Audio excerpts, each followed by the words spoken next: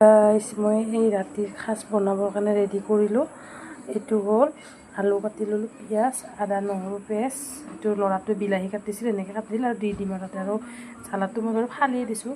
আৰু ইয়াতে লিভাৰ কলিজা এনেকৈ এইখিনি আজি ৰাতিৰ কাৰণে। আৰু ইয়াতে মই দালি বহাই দিছোঁ, এইটো ভাত বহাই দিছোঁ। মই এই ৰাতিৰ সাজ বনাবৰ কাৰণে ৰেডি কৰিলোঁ।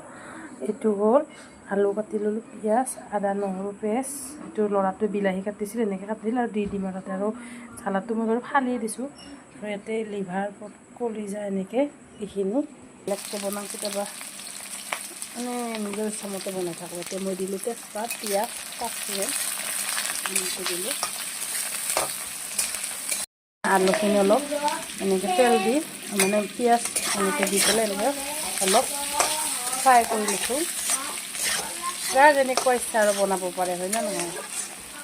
কিছুমানৰ যেনেকৈ বনালেও সোৱাদ উঠে আৰু কিছুমানৰ যিমান ভালকৈ বনালেও সোৱাদ নুঠে, হয় নে নহয় গাইছ? কমেণ্ট কৰি ক'ব। ৰাখিছোঁ, মই গেছটো অফ কৰি দিলোঁ আৰু এতিয়া অলপমান এনেকৈ লাৰি পেলাই মই ঢাকি থৈ দিম। আমি খাব ওলালোঁ ৰাতিৰ সাজ এনেকুৱাকৈ, আৰু দালি আৰু এইফালে ভোট জ্বালা নিমখ জ্বালা লৈছোঁ, মাংসত বেছি জ্বালা নিদিলোঁ।